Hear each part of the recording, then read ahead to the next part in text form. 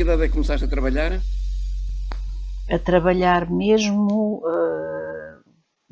67, portanto teria 20 anos, assim como fazia uns artigos para o Diário de Lisboa, para o Diário Popular, a trabalhar mesmo numa redação na vida mundial em 68. Ok. Como é que iniciaste o teu percurso como jornalista? Como é que Bom, desaguas no jornalismo? eu desaguo no jornalismo por via do jornalismo estudantil e por via do ativismo estudantil, se quiseres. Eu estou na Faculdade de Medicina, entro em Medicina com 17 anos em outubro, as aulas começavam nessa altura em outubro de 64. Portanto, em Lisboa. Em Lisboa, sim, eu venho para Lisboa muito cedo, venho para Lisboa não, para o pé de Lisboa com 11 anos, portanto em 58. E depois estudo no Ramalhão primeiro e depois em Oeiras, os 2 últimos anos em Oeiras, e entro para a Faculdade de Medicina no ano letivo de 64-65. Entro e rapidamente começo a entrar nas atividades associativas e sou cooptada, digamos, para a secção de propaganda, porque a única coisa que eu sei fazer mais ou menos é escrever. E também não pintava cartazes, apesar de tudo. E no dia, e portanto, pouco tempo depois, ou seja, no dia 21 de janeiro de 1965, há prisões em massa na universidade. Eu já sabia que havia estudantes, eu não percebia nada, percebia muito pouco de política ou nada.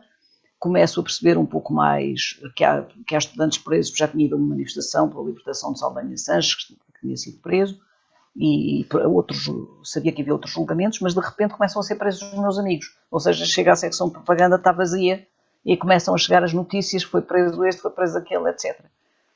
E aí eu fiz-me aquela pergunta, além de ter ficado indignada, como é normal, fiz-me aquela pergunta célebre, que fazer? E que fazer, como a única coisa que eu sei fazer é escrever um boletim. E foi o meu primeiro trabalho ligado a jornalismo, digamos, obviamente não objetivo, era verdadeiramente contra a PIDE e a favor dos estudantes, mas defender os direitos humanos faz parte da objetividade jornalística, não é contra.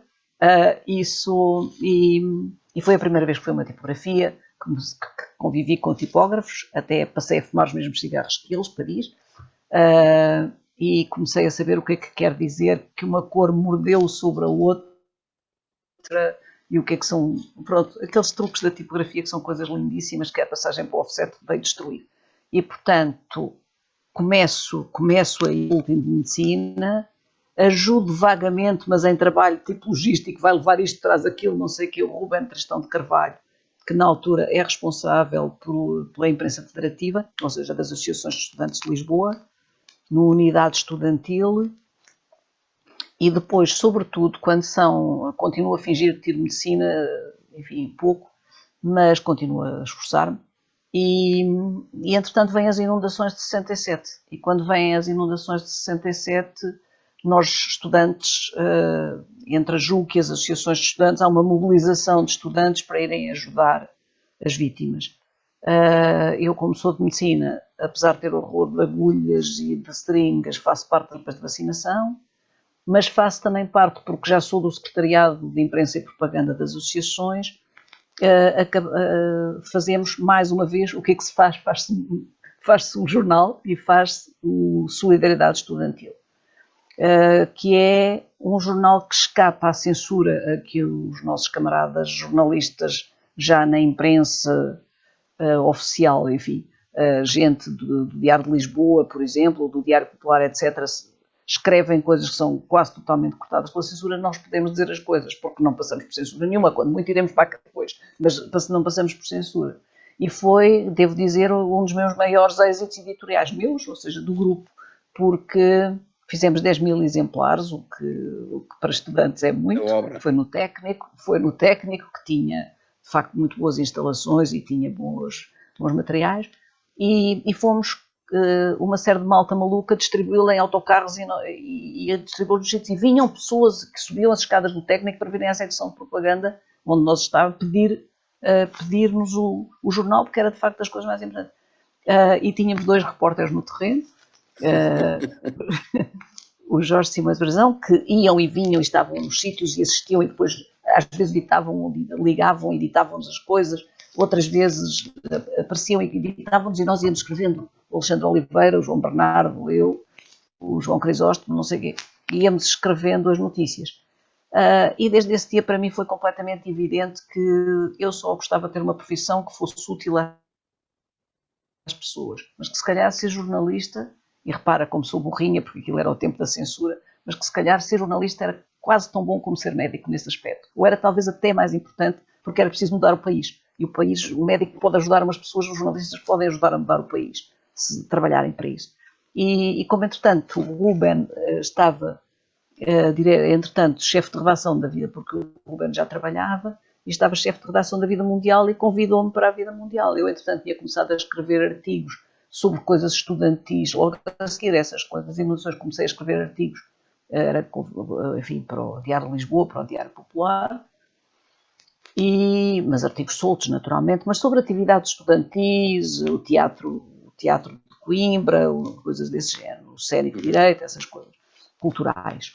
E depois o Ruben convida-me para a redação da Vida Mundial, onde, como o diretor, que na altura era o Carlos Ferrão, entende que isto de mulheres serem jornalistas não dá, porque as mulheres não têm um cérebro que permita fazer uma profissão tão complicada, eu entro como tradutora, mas entro para a secção internacional, venho na ficha como tradutora, mas na verdade o que nós fazíamos, sobretudo na altura não se viajava, não se ia aos sítios, etc., mas era adaptar artigos, escrever artigos, fazer essas coisas, e que eu faço como o resto da redação, e depois quando muda a direção e o Carlos Ferrão sai e é substituído, depois eu já passo a assinar como jornalista, e portanto a minha entrada é uma entrada verdadeiramente privilegiada, porque fico numa redação muito pequena, muito unida, muito simpática, tinha grandes discussões porque éramos todos, mas eram todos os grupos de esquerda, não sei se havia algum social-democrata, mas a partir daí para a esquerda, albaneses para os soviéticos, para os chineses, havia tudo, felizmente, e todos discutíamos e devia ser a única redação do país que naqueles anos, estou a falar de 68, não é? Punha discos da Guerra Civil, com canções da Guerra Civil de Espanha a tocar e trabalhávamos com aqueles sons e coisas deste género. E, sobretudo, havia uma confiança enorme de uns nos outros e éramos nós, pronto, o chefe distribuímos o trabalho, havia uma reunião de redação, distribuía-se o trabalho e a partir daí nós escrevíamos, podíamos, se tínhamos dúvidas, claro, perguntar aos mais crescidos, aos mais antigos, mas se não íamos nós próprios para o pé do tipógrafo, levar o texto, ver a paginação, etc. Isso dava-nos uma grande responsabilidade e ao mesmo tempo uma enorme alegria. E tinha aquela coisa que na altura era fantástica, era que os tipógrafos eram muito bons leitores. Uhum. Eles resmungavam muito comigo porque diziam: Andrinha, tu tens uma letra insuportável, que tinha, de facto, eu reconheço. Tinha uma letra insuportável ainda. Os textos ainda eram escritos à mão. Algumas vezes sim, depois lá passámos a uma fase superior de luta com a máquina, porque os protestos eram muitos. E eu escrevia à máquina desde sempre, porque precisamente tinha uma letra insuportável. Mas os tipógrafos eram os nossos primeiros grandes leitores, porque quando estavam a bater o texto, Andrinho, eu não percebi isto. Se eu não percebi, o povo também não vai perceber. O que é que tu queres dizer? E isto obrigava-nos a ter uma primeira, que era uma coisa que depois mais tarde na RTP, no meu tempo, quando entrei, também se fazia, que era, ditávamos para as secretárias, para as datilógrafas, porque ao fazer isso nos apercebíamos se era compreensível o nosso texto. Isto parecendo que não, cria textos bastante diferentes de quando escreves diretamente no computador e segue logo. Teres uma pessoa que até nem é da mesma, está muito metida na profissão, mas não é da mesma profissão, e te olha de outra maneira e olha aquilo de outra maneira, é muito simpático. E, portanto, foi assim que eu entrei brilhantemente e saí numa demissão coletiva, que é outra forma extraordinária de sair de um jornal. Éramos 14, saímos 12 e quase todos os colaboradores, como protesto quando me quiseram mudar a orientação. Eu primeiro tinha sido chamada para ir para casa com aquelas coisas antigas, que era Diana Andringa, os seus trabalhos são tão cortados pela censura, que gasta muito chumbo. Tu estás a ver que o chumbo se gasta imenso em ser refeito, não é? Mas não se aflige que nós continuamos a pagar o salário. E quando eu cheguei à redação e contei isto, e a redação toda disse, era o que faltava, não sei o quê, pronto, mas entretanto houve outro assunto que foi, vocês fizeram uma grande revista, mas neste momento temos que entrar dentro do espírito da orientação da empresa, mais que é a Sociedade Nacional de Tipografia. E mudam-nos a direção. E nós, nessa altura, fazemos uma demissão coletiva, dos redatores somos 14, saímos 12, o Ruben estava na tropa, mas os outros saíram quase todos. E os que não saíram foi conversando connosco porque que não saíam. Os colaboradores saíram quase todos. E foi uma coisa muito bonita, porque fizemos uma lista ficámos desempregados, não é? Fizemos uma lista dos desempregados. Naquela altura, os jornalistas, como hoje ainda, ganhavam muito mal. E na grande maioria, não as vedetas. Mas, portanto, muita daquela gente tinha duplo emprego. Mas alguns tinham duplo emprego, mas esse duplo emprego era indispensável para eles viverem. E, portanto, ficarem desempregados de um deles era dramático. Então, nós fizemos uma lista dos desempregados, começando pelos que tinham mais problemas e que precisavam mesmo de emprego e acabando os menos importantes. A menos importante era eu, porque tinha o marido preso, portanto, estava a ser a Direção-Geral de Segurança e o Ministério da Justiça, eventualmente, é que pagavam pela sua comida e pelo seu alojamento. Ele estava em Peniche. E eu tinha os meus pais a apoiarem, portanto, não tinha problemas assim de grande carência imediata. E, portanto, eu sou a última da lista. E quando era proposto um emprego, o que nós dizíamos sempre é, olha, desculpe, antes de mim estão estas pessoas. E dávamos a lista. Eu acho que isso foi uma das experiências mais bonitas porque já passei. E eu, como era a última da lista, a certa altura veio um emprego na publicidade como copywriter. E ninguém quis. Porque ainda não havia as incompatibilidades, mas já havia na nossa cabeça as incompatibilidades. E ninguém quis, dos que faziam jornalismo, ninguém aceitou. E aquilo veio parar a mim. E eu disse, está bem, assim como assim o que eu sei fazer é escrever, vamos lá tentar ser copywriter. Que, obviamente, odiava o que tinha, os trabalhos, mas gostava muito da técnica. E acho que a técnica de copywriter, de publicidade, ensina-te imenso a fazer títulos. Claro. E a escrever curto. Exato. Que é uma coisa, nesse aspecto, muito importante. Agora, depois, de facto, tens que dizer, bem, às vezes fazer publicidade a uns cigarros, eu que fumava imenso e fumava sem filtro, fazer publicidade a uns cigarros, não sabiam nada, que era uma trampa. E o bom, e depois uns pós para lavar a roupa, que nós percebemos que as crianças, coitadinhas, quando as fraldas eram lavadas com pó, havia as crianças tinham alergias e não sei como é que nós fazemos passar isto. Bom, aquelas questões éticas que também há na publicidade, nem sempre notamos, mas na verdade também devem existir e existem em muitas pessoas que fazem publicidade. E portanto foi assim que eu entrei. E depois, mais tarde, depois sou presa quando estou na publicidade. E quando saio, acontece mais uma vez uma coisa bonita. Como é que se é presa estando a fazer publicidade? Olha, eu fui presa com uma legalidade que tu não queres saber. Eu fui presa porque era acusada de apoiar a luta de libertação em Angola, que de facto apoiava e disse em tribunal que sim, com muita honra e com toda a razão. Aliás, a primeira carta que eu escrevo da cadeia para o Alexandre, que estava preso em Peniche, foi finalmente vi-me livre da Ciesa, fui presa pela PIDE, quer dizer, portanto, estás a ver. Mas fui presa na Ciesa, fui presa com uma legalidade imensa, porque a PIDE começou por ir à minha casa, não me apanhou porque eu saía muito cedo e ia trabalhar muito cedo, e então vai-me prender à Ciesa e aí até passa pela direção, vai comandar, vai tudo e até passa pela direção pessoal para dizer que me vai prender. E mais uma vez, funciona a solidariedade, que é das coisas mais bonitas que há no mundo, porque de facto o meu colega de gabinete era familiar do diretor da PIDE. A primeira coisa que me disse foi, Diana, se tiveres alguma coisa que esconder, põe nas minhas gavetas, que eles na minha secretária não mexem de certeza. O outro era familiar do ministro do Interior, nessa altura. E também, Diana, o que precisares diz...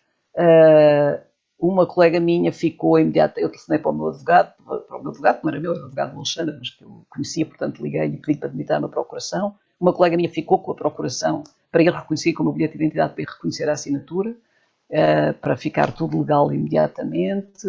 Outra colega minha ficou em contacto com a minha mãe para avisar a minha mãe quando eu fosse presa mesmo, para depois me levar à a API de um pijama e essas coisas, uma escova de dentes, essas coisas que os preços precisam.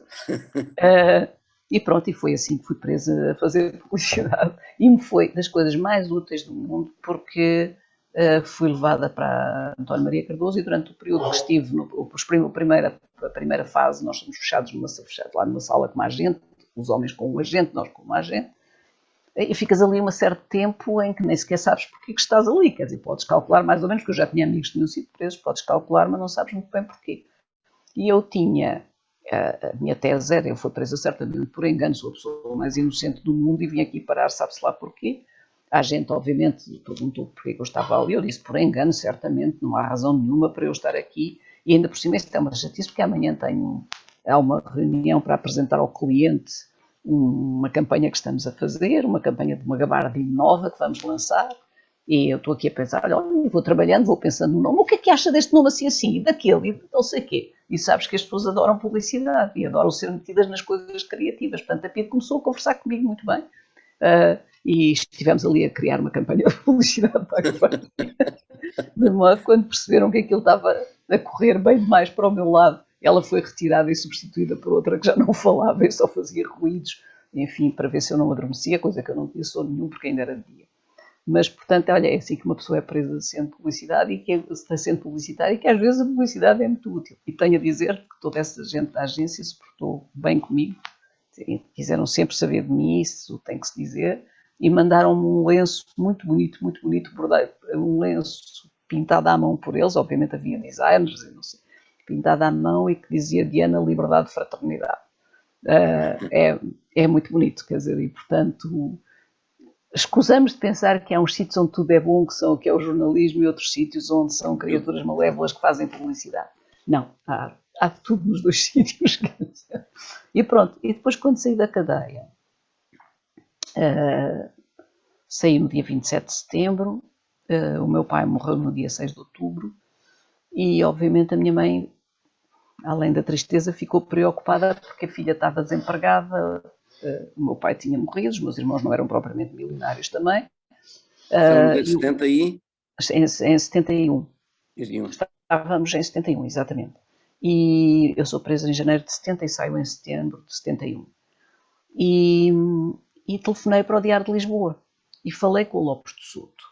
E foi daquelas coisas que também não se pode esquecer, porque o Lopes de Soto diz-me assim, a Diana saiu agora de Caxias, não foi?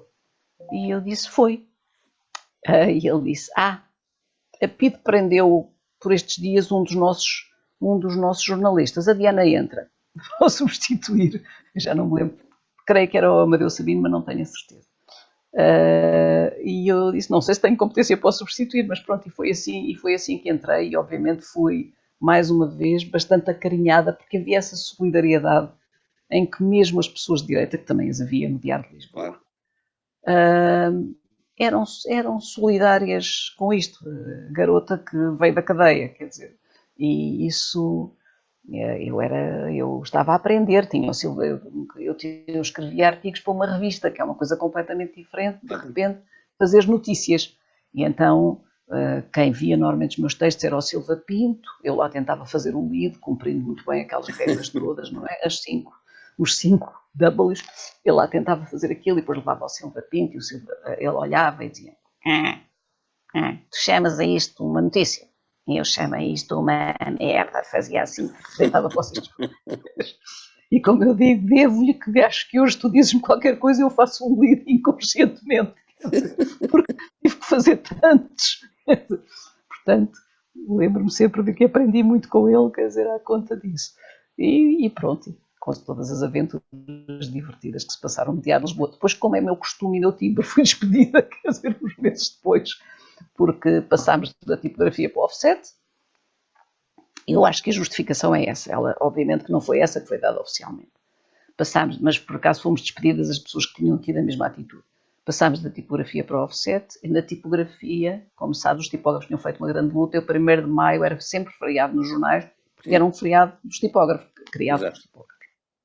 E, portanto, nunca havia jornais. Mas quando se passou para o offset, decidiram que então agora já não é assim, fazemos jornais no 1º de maio. E houve 3, penso que fomos 3. Faltámos no 1º de maio, não fomos trabalhar. Para nós era feriado. E pouco tempo depois fomos despedidos. Não nos foi dito exatamente que era por isso, mas fomos despedidos. E portanto, inaugurei eu já aí, enfim, uma certa cadeia de despedimentos. Mas pronto, mas foi assim que entrei. E daí, e depois, depois foste depois fazer. daí estive pendurada muito tempo. Entretanto, fui uns tempos para a França, naquela ideia que ia tirar Sociologia, que era um curso que não havia aqui, e enfim, apesar de tudo, França vinha do maio de 68 e dessas coisas todas, e o francês é uma língua que eu na altura, para mim, era mais ou menos como o português, agora já não tanto, mas na altura era, e portanto fui, depois voltei, e entretanto trabalhei outra vez em publicidade, na Lintas, onde aí acho que o meu despedimento também foi muito engraçado, porque acho que o patrão entendeu, o nosso responsável entendeu que eu punha em causa a noção mesmo do horário de trabalho. E eu explicava-lhe que não horas de trabalho, as pessoas iam trabalhar por projeto. Eu às vezes estava em casa e estava a pensar que tinha uma ideia fantástica para o projeto que estava a fazer, quer dizer, agora depois obrigarem-me a entrar àquela hora absolutamente certinha e não sei o que, também me parecia um exagero. Ele era daquelas pessoas que, se nós não chegávamos à hora exata, ele passava pela sala e deixava um recado a dizer good morning. E se 10 minutos depois nós não estivéssemos, ele passava a dizer um outro em que dizia thank you for coming. E eu resolvi conduzir uma campanha explicando, para ele não ter que fazer este trabalho, vamos comprar um relógio de ponto. E andei a fazer uma campanha, demos um escudo para a compra do relógio de ponto para o Sr. Williams não ter que fazer isto.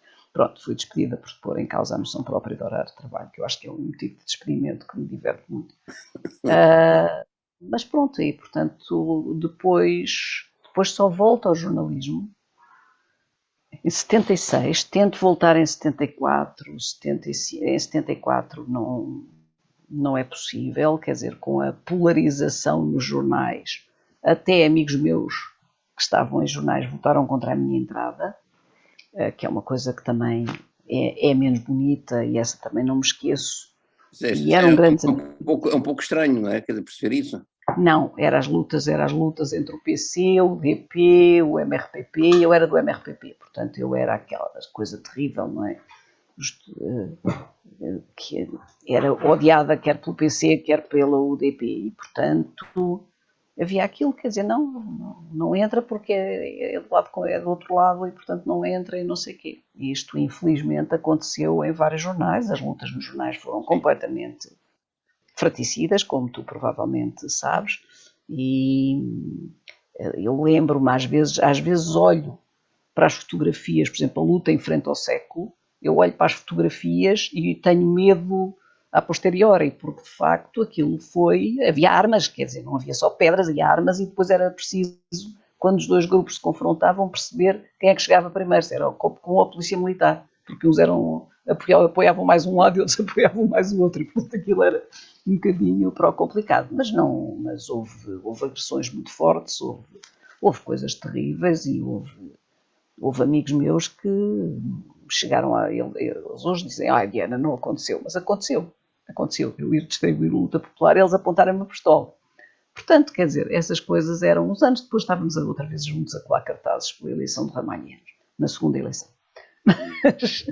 Mas de facto isso foram períodos muito duros em que eu obviamente não sou melhor que as outras pessoas. Um dia no sindicato eram lutas duríssimas, houve muita gente que se deixou de falar. Eu só no outro dia que voltei a falar com um dos meus amigos da vida mundial, que eu gostava imenso, e depois também tive com ele no Diário Lisboa, de quem gostava imenso, e éramos de facto muito amigos, e que nessas alturas, em 74, com essas divisões, deixámos de falar, e só no outro dia é que o encontrei e fui falar com ele. Pronto, e tivemos um bocadinho os dois a conversar.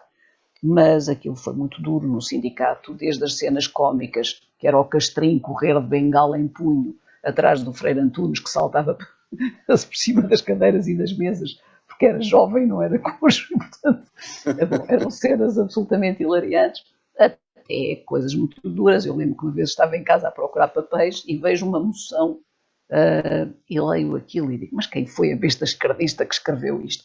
É a minha letra! Portanto, como vês, quer dizer, não vou dizer só mal dos outros, porque epá, foi um clima extremamente duro, com razões de um lado e do outro, naturalmente, mas foi de facto um período muito duro. E em 76, para a minha grande surpresa, sou convidada pela Natália Correia, que eu não conhecia, ou conhecia, enfim, obviamente, como Sabias pessoa quem que era, era, claro. sabia quem era, tinha ido ao julgamento, tínhamos encontrado no julgamento, porque nos cruzámos a certa altura na sala de espera do plenário, de entrada para o plenário de Lisboa, mas não conhecia propriamente. E a Natália telefona-me a dizer: eu vou ser diretora da Vida Mundial e quero convidá-la, sei que foi da Vida Mundial, saiu naquela admissão coletiva, não sei o quê, quero convidá-la para entrar. E então lá fui trabalhar para a Vida Mundial. Aí era uma cena completamente maluca, porque nós éramos jornalistas jovens, havia gente, de facto, entrou uma pessoa que era da UDP, depois havia 2 da OC, penso eu, e depois havia uns que não tinham muito a ver com isto, quer dizer, que eram de outras áreas. Os dois eu conhecia há muito tempo, tinham estado presos, eram pessoas que eram, enfim, eu diria amigas. Eu, nos dias em que não era julgada na redação por ser considerada do KGB, era considerada da CIA. E eu só dizia: paguem-me a dobrar, porque este trabalho para 2 serviços, quero ganhar mais. Oh, Natália, veja lá isso, eu preciso ganhar mais que isto assim. Trabalhar para 2 agências sai muito caro.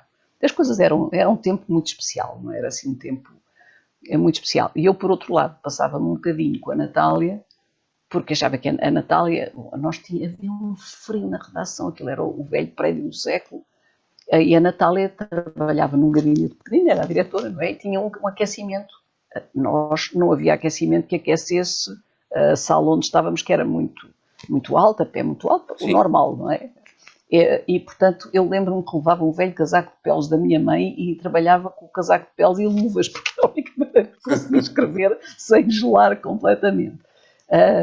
E depois, de vez em quando, tínhamos grandes discussões, mas tenho que dizer, eu lembro-me que uma vez eu era maluquinha, não é? Como se nota. Uma vez entrei, fui direta ao gabinete do administrador, entrei e disse: meu caro senhor, no meu tempo, e pelos livros que li, um homem, quando gostava muito de uma senhora, punha-lhe uma casa. Agora, o que não lhe dava era uma revista para ela estragar. E ele ficou a olhar assim para mim e disse: é a Diana Andrinho. Eu disse: sou. E ele disse: pois, zangou-se com a Natália, porque a Natália e eu chocávamos imenso. A Natália falava sempre muito alto, muito alto. Eu agora também, porque estou velha, não é? Mas ela falava sempre muito alto. E eu falava muito baixo, dizia: Natália, desculpa, eu vou sair desta reunião porque a Natália está a violar a Convenção sobre Decibéis, o meu sindicato não me permite continuar a assistir a esta reunião. E Natália, como é natural, passava-se. Quer dizer, coitada, temos de convir que tinha razão. Mas fez-me uma coisa muito bonita, também, daquelas que não se pode esquecer. Mandou-me escrever um artigo sobre o General Spínola. E, obviamente, não terá sido tão objetivo quanto deveria, e, obviamente, que eu não simpatizava particularmente com o General Spínola, e a Natália não gostou do artigo que eu tinha escrito. E disse-me: eu não concordo com o seu artigo, acho que a Diana refere aqui coisas... Não me referi nenhuma mentira. O que diria é que não saiu um perfil agradável do Spínola. Claro. Não gosto do artigo, não sei o quê. E eu olhei para ela e respondi com aquela impertinência da juventude. Disse: olha, Natália, não gosto da censura. E a Natália passou-se, e com muita razão, e disse-me: Diana, eu lutei toda a minha vida contra a censura, fui censurada muitas vezes. E eu sabia que sim, porque ela tinha sido julgada. Claro. E eu nunca na vida censurarei ninguém. E então fez uma coisa extraordinária, publicou o meu artigo tal qual, e a seguir fez um editorial a bater no meu artigo. E eu dictaste das coisas mais bonitas e das melhores lições que aprendi. Estavas naquela fase em que, portanto, a Natália publicou um editorial a malhar no teu texto, não é? O que é uma coisa fantástica de espírito democrático, de facto, quer dizer, porque ela era diretora, ela podia ter impedido o artigo de sair. Claro. Mas não, portou-se impecavelmente. E essas são as coisas que uma pessoa não esquece, quer dizer, nem os que fazem coisas muito feias, nem os que fazem coisas muito bonitas. Esta é uma coisa que eu achei particularmente bonita. E pronto, depois estive na Vida Mundial, foi não tão bom como a primeira vez em que tinha lá estado, mas foi muito simpática em todo o caso. E depois o Manuel Alegre, que era secretário de Estado, mandou fechar a Sociedade Nacional de tipografia, que é verdade que, entretanto, com aquela coisa que aconteceu a seguir ao 25 de Abril, que era que cada partido que chegava punha os seus nos jornais, tinha crescido tipo para o dobro, não é? Parecia um bolo com fermento, tinha crescido para o dobro dos trabalhadores, ou coisa que vai. E tinha havido as tais lutas todas, e não sei o quê. O Manuel Alegre manda fechar por 6 meses para reestruturação, o que significa, como é normal, quando as pessoas dizem estas coisas quando estão no governo, que não voltou a abrir. Ou uns anos mais tarde houve umas tentativas de fazer uma corrida mundial, não sei o quê, mas nunca foi a mesma coisa. E nós, portanto, vamos para o desemprego, recebendo durante algum tempo o salário, mas depois... E, entretanto, eu fico em casa e empregos não havia propriamente muitos. E estou grávida de 8 meses, estou desempregada e grávida de 8 meses, quando encontro o Fernando Balsinha, que tinha sido meu colega em medicina. Exatamente. E que na altura estava chefe, diretor, salvo erro, de informação, ou ia ser diretor de informação, ou chefe de redação, eu não sei, na redação do telejornal, que me olha para mim e diz: "Oh Diana, tu não és do grupo da Vida Mundial?" Eu disse: "Sou." "Não queres ir para a RTP?" A RTP era uma coisa em que eu jamais na vida tinha pensado, porque não se ia para a televisão sendo antifascista, etc, etc. Quer dizer, era uma coisa incompatível. Ninguém antes do 25 de Abril, em princípio, pensava que um dia iria para a televisão. E, aliás, eu não sou boa em televisão. A única coisa que eu sei fazer, acho que faço bem, é escrever. Eu sinto-me sempre da imprensa escrita, embora tenha trabalhado muitos anos em televisão. E gosto de fazer filmes, gosto muito de fazer filmes. Mas de facto... não era assim uma coisa em que eu jamais tivesse pensado. Eu olhei para o Fernando e disse: "Ó Balsinha, não sei se já reparaste, tenho aqui uma bolinha na frente. Não é costume convidar mulheres quase a parir, quer dizer, para irem trabalhar." Ele disse: "Oh, Diana, não, é porque eu já te conheço, eu sei que és Joana, já trabalhaste várias vezes em várias coisas, e como nós, como somos uma empresa do Estado, só estamos autorizados neste momento a meter jornalistas e trabalhadores que tenham ficado desempregados de outros órgãos estatizados." Ora, é exatamente o caso dos trabalhadores da Sociedade Nacional de Tipografia que ficaram nessa situação. Portanto, a ti posso-te meter. Eu disse: "Queres entrar?" Eu disse: "Oh, Fernando, eu nunca na vida fiz televisão, nem nunca pensei nisso." "Mas sim, claro, estou desempregado." Quer dizer, claro que sim. Mas agora, repara, eles: "Não, mas isto é um projeto que não é para já, ainda demora uns tempos, mas pronto." Entretanto, eu achei que aquilo tinha caído. Nossa, eu nunca mais disse nada. E tive uma coisa mais importante, que foi que a criança nasceu entretanto. Estava eu na maternidade, tinha o Paulo 18 horas de nascido, ou qualquer coisa assim, telefona-me ao Almeida Perucho: "Olha lá, já desovaste?" Disse: "Já." "Porquê?" E ele disse: "Porque o Balsinha está à tua procura para tu entrares para a RTP." Eu disse: "Agora." E então portanto, fui para casa, não é? Com o Paulo e entrei para a televisão. Tinha o Paulo uns dias de nascido, de facto, e eu ia trabalhar cheia de algodões por causa do leite, porque eu estava andamental e, portanto, deitava leite por todo lado. E aquilo era Mas foi assim que entrei, depois para a RTP, como é meu costume. E assim, tenho uma aula qualquer a esse respeito. Nós entramos para ir fazer um curso de jornalismo, feito pelo Guibert, que foi fantástico. Aprendemos imenso, na minha opinião, e que para mim era extremamente importante, porque eu, de facto, era uma pessoa da imprensa escrita. Quer dizer, não é que não visse filmes, enfim, mas também não era exatamente uma pessoa com uma grande cultura cinematográfica. Tinha alguma, mas de saber fazer, não, nem nada que se assemelhe. E, portanto, é extraordinariamente diferente da própria maneira de escrever uma notícia. Quer dizer, tu na televisão não tens o lead, quer dizer, fazes de uma forma diferente, etc. E tens a parte mais importante, pronto. Em vez de cortares a partir do fim, a parte mais importante, la chute, deve ser o mais forte. E, portanto, quer dizer... E tens que aprender técnicas, e tens que aprender que não usas certas imagens, e como é que deves cortar os planos, pronto, essas coisas. E o curso estava a ser absolutamente fantástico. E portanto, o Paulo nasceu em julho, a meio de julho, o curso começa em agosto, vamos fazendo o curso, e em setembro é que entrávamos para a redação. E, portanto, quase no final do curso, é-me dito que vou ser dispensada. Eu ainda não tinha podido ter feito erro nenhum, eu só estava no curso, coitada de mim, não podia ainda ter incomodado ninguém, chateado ninguém, feito nada de mal. E fui despedida de período dos meus anos. E então irritei-me e fui a outro sítio, na altura na Lapa, onde estava o Soares Louro, que era o administrador, pedi para falar com o Soares Louro, e fui dizer ao Soares Louro, olha, o senhor desculpe lá, mas o que é isto? Quer dizer, ainda não tive tempo de ter cometido erro nenhum. Quer dizer, portanto, estou a ser despedida porque ainda, por hoje faço anos e o senhor despede-me, quer dizer, ai, falta de gosto.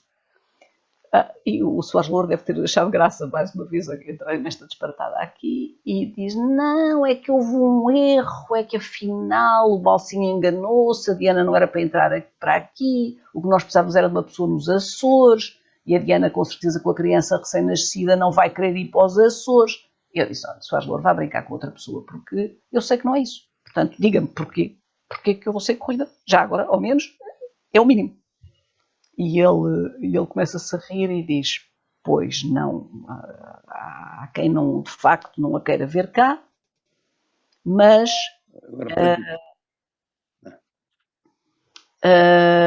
mas pronto, a Diana fica. E então fui despedida por um dia, mas no dia seguinte voltei ao curso e acabei o curso e lá entrei para a redação do telejornal. E portanto, como vês, são sempre umas aventuras divertidas que eu penso são divertidas porque acabaram bem, porque eu agora já olho para elas com a distância e com o tempo que passou, não é? Porque na altura são um pouco divertidas. Mas, e que os jovens jornalistas, coitados, enfrentam muitas vezes sem saber porquê, e na altura o meio era muito mais pequeno. Eu nunca mais me esqueço que nós antes do 25 de Abril éramos 700, depois aquilo cresceu muito, mas mesmo assim, quer dizer, não tem nada a ver com os números de hoje. Os jornalistas conheciam-se, as pessoas mais ou menos conheciam-se, e depois obviamente eu tinha estado presa, ainda não tenho esta vantagem de me chamar Andringa, que é um nome que obviamente se fixa, não é? Quer dizer, ou é mais fácil de não esquecer. E portanto, obviamente as pessoas sabiam mais ou menos quem era quem, no sentido, é provável que Soares Louro tenha pensado, esta rapariga já tem uma história atrás dela, que agora talvez eu não a despedir seja uma coisa bonita, quer dizer, também era um homem, era um democrata, e portanto, provavelmente foi isso, mas foi assim, e depois entrei de facto para o Internacional da RTP, para o telejornal. Onde ficaste, portanto, depois ficaste até ao fim, portanto, isto é... Não, fiquei na RTP, mas não no telejornal. Sim, eu sei, portanto, sim, mas na RTP. Fui mudando, sim. Depois fiquei na RTP até, exatamente, faz este ano 20 anos que saí. Ou seja, fiquei até 2001. E aí saí pelo meu pé, nada de heroico. Eu era subdiretora da 2. O Dr. João Carlos Silva, que era na altura presidente do Conselho de Administração, entendeu que a 2 havia de mudar para concorrer com a SIC Notícias, e nós achámos que era um disparate, a diretora e eu. Tentámos discutir com ele e ele fez uma reunião, ele fazia isto, tem que se dizer que fazia reuniões de trabalhadores, enfim, dos quadros, mas fazia reuniões dos quadros. E nós tínhamos pensado que ele tinha recuado nessa ideia, e quando ele está a apresentar, nós estamos nessa reunião, eu até estava no Porto, era júri de um prémio de televisão precisamente, mas vim a Lisboa para a reunião, e quando estava na reunião vejo que ele está a apresentar uma espécie de PowerPoint, e no que está a apresentar está lá previsto a transformação da 2. E eu pergunto como é que é aquilo, e ele diz, sabe perfeitamente que nós não estamos de acordo. Ele disse uma frase daquelas, a administração decide e as direções implementam. E a minha mãezinha ensinou-me quando eu era pequenina que implementar era uma palavra feia, certamente. Aliás, nessa altura não se usava. E eu tinha atrás de mim o diretor de pessoal, virei-me para o diretor de pessoal, e eles na altura estavam a querer fomentar a saída dos mais velhos. Eu tinha 53 anos ou 54, já cabia entre os mais velhos. E virei-me para o diretor de pessoal e disse, olha, como é que se sai? Como é que se adere a essa história da saída? Ele disse, escrever uma carta, não sei o quê. E eu, antes de ir apanhar o avião para o Porto, eu saí da reunião e antes de ir apanhar o avião para o Porto, passei pelo meu gabinete, escrevi uma carta a pedir a minha saída. E fui deixá-lo ao diretor pessoal, deixei-o em cima da secretária. Obviamente tive a boa educação de avisar a minha diretora que ia entregar a carta. Ela tentou. E estava no aeroporto à espera do avião quando me telefonara, o diretor pessoal me telefonou: Diana, eu vou ignorar aquela carta. A Diana passou-se, até irritou-se com o João Carlos cedo e passou-se e não sei o quê. Eu disse: ao contrário do que todos vocês pensam a meu respeito, eu não sou uma pessoa impulsiva. Quando tomo uma decisão, tomei essa decisão. Ponto. Ou seja, não vou voltar para trás. Eu vou sair, a menos que vocês não me deixem. Eu vou sair. E de facto saiu, que não foi nada de heroico. Perdi um trabalho que gostava muito. Ser subdiretora da 2 era divertido e fazia coisas que eu gostava na RTP. Permitia-me fazer coisas que eu gostava na RTP, mas, e por outras pessoas a fazer coisas que elas também gostavam de fazer. Mas saí com tudo que eles estavam a dar naquele momento aos velhotes, que era tiveram a pagar-nos durante uns tempos, depois aquilo era uma pré-reforma, depois entravas na reforma, etc. Portanto, não foi nenhum ato heroico.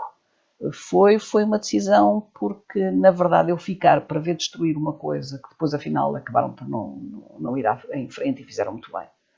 Mas por destruir uma coisa em que nós nos empenhávamos tanto, não queria, não gosto de ver destruir coisas que aprecio. E eu, de facto, gostava muito da RTP2 e gostava muito da diretora, que era a Clara. E gostava do trabalho que fazíamos e das pessoas com quem trabalhávamos. E acho que podíamos fazer coisas interessantes. A RTP2, como continua a fazer, continua a ser uma joinha no meio de uma série de coisas que não são propriamente muito boas, não é? E de facto foi desde aí que sou jornalista, porque continuo a inscrever-me todos os anos, sempre que é preciso renovar a carteira, porque continuo sócia do sindicato a pagar a minha quota, e porque quando faço documentários não me esqueço que sou jornalista e tento lembrar-me que sou jornalista. E acho que um documentarista também muitos documentaristas são jornalistas, eu sou claro. Um jornalista que faz documentários, portanto mantenho-me como jornalista. E é o que eu sou. Quando alguém me pergunta o que é que tu és, não digo propriamente sou doutorada em Sociologia da Comunicação, digo que sou jornalista. Porque é como eu me defino, é o que eu sou, é o que eu fui toda a vida. Claro. Quer dizer, e sou cidadã, porque acho que, aliás, a melhor condição para ser jornalista é que tens que ser um bom cidadão. Exatamente. Há uma fase, digamos, do teu percurso que eu gostaria que falasses um pouco sobre isso, que é os teus trabalhos de grande reportagem, desde aquela reportagem com os refugiados e outros trabalhos do género. Portanto, gostaria que inserisses isso dentro do teu percurso, dentro da RTP, claro, e o que é que, à época, esses trabalhos significaram para ti? Bom, é assim, eu estou durante muito tempo no telejornal, na RTP1, depois mudo para o 2, para o Jornal 2, portanto não sou daqueles que criaram o Jornal 2, mas grande parte das pessoas que criaram o Jornal 2 passaram por aquele, ou que estiveram lá desde o início, passaram pelo mesmo curso que eu, o curso do Guibert. E portanto, sim, e depois de facto eu passo para o Jornal 2. A certa altura há uma reestruturação do Jornal 2, portanto aí penso que é a época do Arco de Figueiredo, e eu sou mandada para a grande reportagem, que era o setor dirigido pelo Barata Feio. E a primeira coisa que faço, salvo erro, é em 6 dias uma biografia do Brezhnev, que se lembrou de morrer e era preciso pôr uma coisa no ar muito depressa, que não tem nada de grande reportagem, mas pronto, se eu bem me lembro, acho que foi assim a primeira coisa. E depois, entretanto, chega um convite que vem do Acnur, do representante do Acnur em Lisboa, do Alto Comissariado para os Refugiados, para se fazer um trabalho sobre os Boat People. Em 83, os Boat People que ocupava tudo, não é? E os meus colegas, que são todos muito independentes, não querem fazer uma coisa em colaboração com as Nações Unidas. E eu, como na minha noção de cidadania passa por um grande respeito pelas Nações Unidas e pelas organizações internacionais desse tipo, e os refugiados, obviamente me interessam porque, quer dizer, têm tudo a ver com o nosso passado também, disse: eu faço, mas quero conversar primeiro com o Acnur. Na altura havia uma coisa muito interessante que as companhias de aviação permitiam, acho que isso depois voltou a ser feito mais recentemente, que era, se tu ias para um ponto muito distante, podias fazer X paragens, Exatamente, que não pagavas mais por essas paragens. E então eu vou falar com o Filipe Lavonchi, do Acnur, e tento explicar-lhe uma coisa. Ouça, os boat people, tudo muito bem. Os boat people são vítimas, vêm a fugir de um sistema totalitário, mas obviamente que as pessoas estão tão interessadas nos boat people porque os boat people vêm a fugir daquilo que era antes o Vietnã do Norte. Exato. E, portanto, de um regime considerado comunista. Mas há gente a fugir de muitos outros países do mundo que, por acaso, são vítimas de regimes pró-americanos. E, portanto, é interessante que se mostre que a perseguição é sempre a mesma, os direitos humanos violados são sempre os mesmos, as coisas são sempre as mesmas, as vítimas também são todas iguais. E eu sugeria-lhe passarmos para outros países. E então combino com o Filipe Lavonchi, que é um tipo que se portou extremamente bem comigo, e não só, quer dizer, sim senhora, fazemos isso, então onde é que a Diana quer ir? E estudámos ali. Eu disse: olha, para começar, a América Central, tem não sei quantos países onde há neste momento perseguições, pessoas a fugir, etc, etc. De um lado e do outro, porque havia também os índios misquitos que fugiam dos sandinistas, tal como outros fugiam dos regimes pró-americanos e apoiados por Washington com força. E assim foi, muitos desses países não tinham representação em Lisboa, mas eu entrei em contacto com a nossa embaixada em Washington, onde estava o Leonardo Matias, e a embaixada em Washington, e o Fernando Neves, etc. Foi completamente impecável e preparou pedidos para eu ter vistos, de maneira a, passando por Washington, e levantar esses pedidos, tratar desses pedidos, para depois poder ter os vistos e não sei o quê, para seguir para esses países. E, portanto, foi uma viagem absolutamente extraordinária, sob muitos aspectos. Em primeiro lugar, é esse que é tu conheceres pessoas com vidas absolutamente destruídas, pessoas de uma dignidade extraordinária. Pessoas que muitas vezes não tinham feito nada, não tinham feito nada, e tu percebes como matar, para alguns sistemas é tão simples, como as pessoas são mortas, são violadas, são feridas, são presas, são torturadas, sem nenhuma razão especial, a não ser, não são da mesma cor política de quem está no poder. Ou não são da mesma cor de pele de quem está no poder também. Era o caso de alguns. Por outro lado, sendo as coisas o que são, havia voos que falhavam, etc. Portanto, nós íamos fazer uma série de países e a ideia era tentar fazer tudo no máximo de 2 meses. Levámos 3 meses e meio. Portanto, vivemos em campos de refugiados, comemos com os refugiados, passámos por vezes por sustos com eles, mas sobretudo ouvimos contar histórias, recolhemos depoimentos daqueles que uma pessoa nunca mais na vida se pode esquecer, nunca mais. Eu lembro-me de uma Índia, perdão, não de uma Índia, não, de uma professora, lembro-me de uma salvadorenha e lembro-me de outra da Guatemala. Ela era catequista junto dos índios, penso que era também de origem índia, mas ela sobretudo por ser catequista. E que ela me dizem que não vais conseguir falar com ela, o responsável por esse campo era também das Nações Unidas, mas era também do país, e diz: não vais conseguir falar, ela está muito traumatizada, não fala, não sei o quê. Eu cheguei ao pé dela e vejo uma senhora que está a fazer tamales, enrolar lá os pastéis dos tamales. E pedi autorização para a filmar, se podia filmar, e ela disse-me que sim, e eu, com a equipa, pusemos a filmar, e eu perguntei-lhe o que era, como é que aquilo se fazia, pronto, e começámos a falar de uma coisa tão normal como é que aquilo se fazia. E de repente ela começa a falar assim num tom de lenga-lenga, tudo sem alterações do tom de voz, sem nada, e fala durante cerca de meia hora, conta-me o massacre da família, de 17 elementos da sua família. E eu estou ali e o meu único papel é ouvir. E é isso que às vezes, e foi isso que eu aprendi, é que uma das coisas que é mais importante num jornalista, e por isso é que me faz tanta impressão hoje assistir a entrevistas em que sistematicamente se interrompe quem está a ser entrevistado.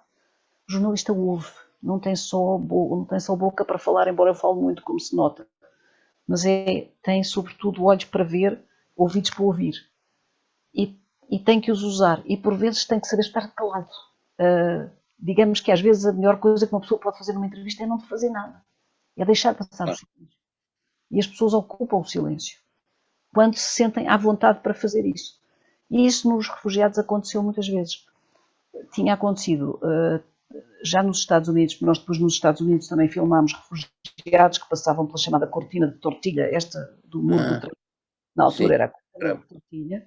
Também aprendes o que é uma democracia, porque eu tive que pedir autorização para ir filmar, e o tipo que me recebeu,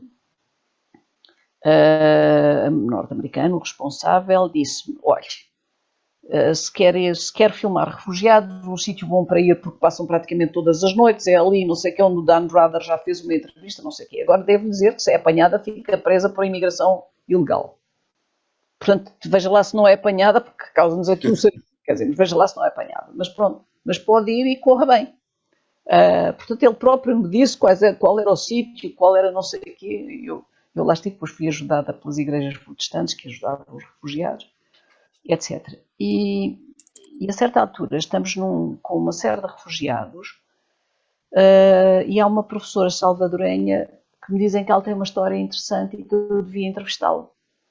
Porque as pessoas também ajudam, porque sabem que é importante que aquela história passe. Eu sento-me à frente das senhoras, está à volta, a sala está cheia de refugiados que estão a ouvir a conversa. Eu estou em frente dela, como mandam as regras. Eu tinha, entretanto, a ideia de que as pessoas é bom que olhem nos olhos a câmara, e, portanto, tinha a senhora. O Manel está atrás de mim com a câmara, o Norberto um pouco mais atrás com o gravador. E ela começa a falar e depois às tantas conta-me que foi presa e como é que foi torturada. E quando me está a contar como é que foi, ela foi torturada, queimaram-na com pontas de cigarros, nas plantas dos pés também, ela mostra como é que lhe punham os pés, assim, para ficarem quietos, e depois não sei o quê, nos braços tem as marcas. E depois os olhos ficam cheios de lágrimas e ela diz, e violaram-me com uma espingarda. E eu só ouço à volta toda a gente a chorar. Um jornalista não pode chorar. É uma coisa que é proibida para ouvir, não pode distrair o entrevistado chorando ele, não é? E ela para um bocadinho e depois diz, peço desculpa, mas estas coisas são dolorosas de recordar. Peço-te desculpa, é doloroso recordar, mas é importante para que as pessoas no teu país saibam o que é que se passa no meu. Isto é uma lição de uma dignidade, absolutamente, e a pessoa sai de lá desfeita, porque eu tive 20 meses na cadeia, quem sou eu ao pé desta mulher, o que é que eu passei que tenha a ver, estive isolada, quer dizer, mas o que é que isto tem a ver com o que eles passaram? As descrições que tu ouves, as descrições de mulheres que na altura me pareceram muito velhas, mas que provavelmente eram muito mais novas do que eu sou agora, mas tinham uma vida mais dura e teriam 60 anos, talvez, e que tinham assaltado a Embaixada dos Estados Unidos para fugir. E eu perguntei, mas porquê que a senhora assaltou a Embaixada dos Estados Unidos no seu país? Por medo? Por medo, porque nos matam, nos queimam nas aldeias. Não sei como é que fazem que um é grande e quando o queimam fica pequenino. É uma descrição de que eu não me esqueço. Há termos de que eu nunca mais me esqueço. A maneira como as pessoas descrevem as coisas a um homem que conta como é que os soldados abriam a barriga às grávidas para tirar o feto. E eu digo, mas porquê que eles faziam isso? E ele diz, não sei. Acho que é porque, como acham que nós somos todos guerrilheiros, os nossos filhos podem ser guerrilheiros e terroristas também. E tu ficas, quer dizer, porque isto entra, não sei quem foi violado, mas porquê? É assim, os soldados violam raparigas. Mataram-no porque era estudante. E tu perguntas, e uma pessoa por ser estudante tem que ser morta?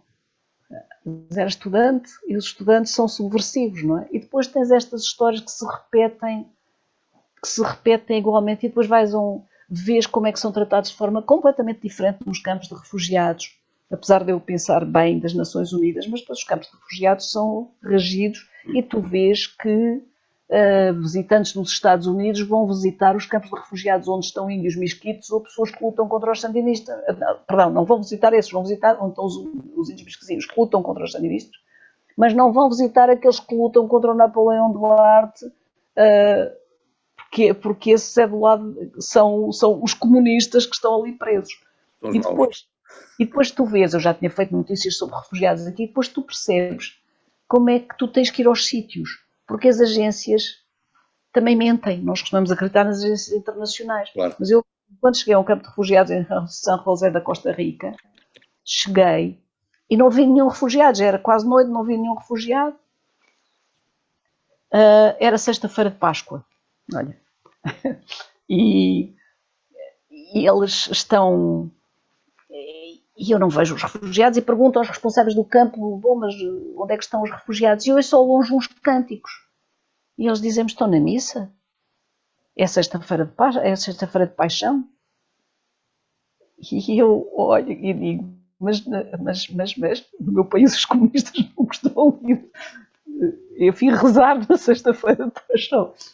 Eram catequistas católicos. Eram todos católicos. Tu ias aos campos de refugiados e tu não vias uma imagem sequer do Che. Eu já não te falo do Marx e do Engels, que eles não faziam a mínima ideia quem fossem. Eu do Lenin. Não, do Che, nem sequer do Che ou do Fidel. O que tu tinhas eram as imagens do João Paulo II. Quer dizer, que eram as imagens do Papa. Como aliás chegavas à Nicarágua, os terríveis comunistas, e chegavas ao aeroporto e tinhas Bienvenido, João Paulo II, à Nicarágua livre pela graça de Deus e da Revolução, que é uma frase que eu acho lindíssima. Mas pronto.